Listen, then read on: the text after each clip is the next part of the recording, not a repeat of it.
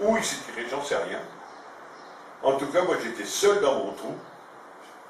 Et j'ai cru, surtout avec, je m'étais chié dessus tellement que j'ai eu peur.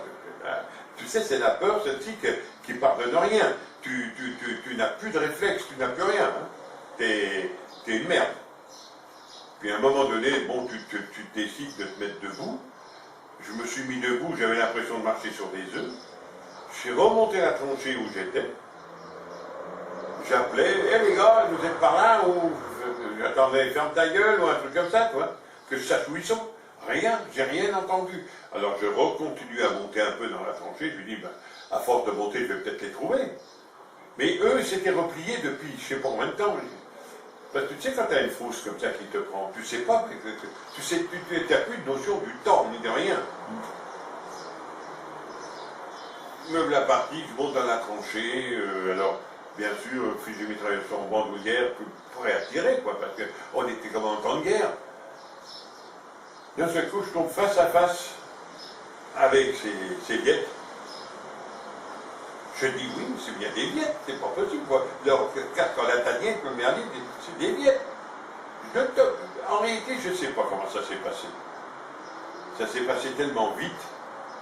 J'ai dit, est-ce que je tire pas? Et pendant que je pensais ça, ben, j'avais déjà tiré.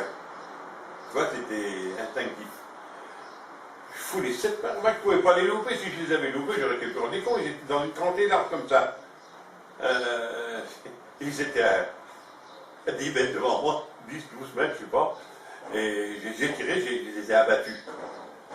Quand je suis arrivé là, je suis redescendu, j'ai dit, qu'est-ce que j'ai fait comme connerie? Tu sais, tu commences à réaliser tout doucement.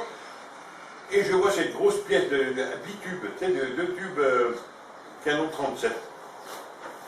Comme on avait tous une grenade au phosphore, j'ai dit, n'importe comment, qu'est-ce que je m'en fous? Je suis la balancé. Je l'ai balancé sur une. Tu as le siège, tu es assis comme ça, tu as le canon qui sont là devant toi, et le type il dit son truc, et les chargeurs sont dans le dos, et il passe sous le siège, et il rentre dans les culasses. Quand j'ai vu ça, moi j'ai dit, bon, je fous ma grenade là-dessus, je l'ai dégoupillée, je l'ai balancé. Pas mal, je l'ai posé, et je me suis tiré. Et j'étais quoi, à peu près, j'étais déjà sorti de la montée.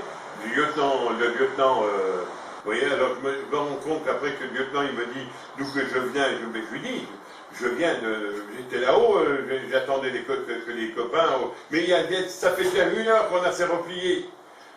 Et effectivement, j'ai dit alors t'as dû traîner, et puis juste à ce moment-là, on entend pouf, la grenade captée, et puis les obus qui étaient.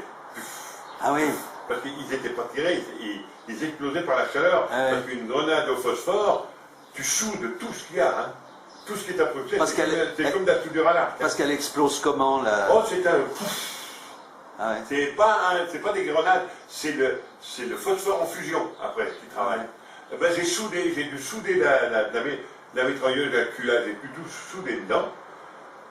Et c'est là qu'il entend les deux. Qui c'est? Je lui dis, ben oui, j'étais en haut, j'ai eu des mecs qui m'ont débarroulé dessus, je leur ai tiré dessus, c'est tout. Et je suis passé devant cette pièce en tête, j'ai balancé ma grenade au phosphore dessus, et il m'a dit, mais c'est pas vrai.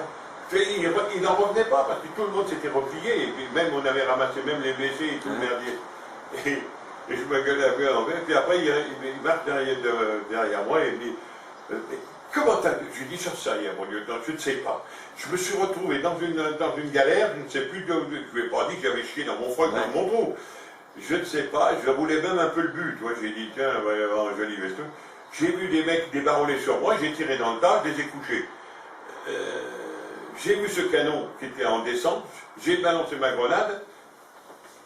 Ben, ici, je dis ma grenade, à l'époque, c'était. Je ne sais pas comment j'ai fait en réalité. J'essaye de me rappeler vaguement, c'est ce que j'ai fait, mais dans une euphorie telle. Et j'ai fait peut-être que le lieutenant, il me dit, bon, moi je vais te proposer pour une citation. Bon, moi j'étais content. Quand je suis arrivé au boulot, tir de mortier, des viettes, ping, ping, ping, ping, ping, les obus tombaient un peu de partout, mais des mortiers de 60 et du 81. Bon, ça tirait vraiment à l'aveugle. parce que à voir comment les obus tombaient, il ne savait pas, il balançait des pélos, c'est tout.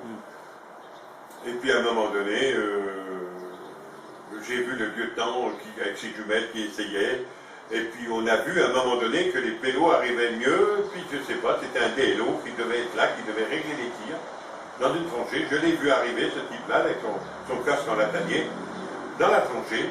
Je l'ai ajusté, gros, il était à peine 100 mètres, même pas. Puis je lui ai mis une balle à la tronche. Je pense que c'était un officier Viet, je pense. Parce que après, les tirs de mortier se sont arrêtés. Alors je pense que c'est lui qui devait régler les tirs. Je présume, attention, il n'y a rien d'officiel là-dedans. Hein.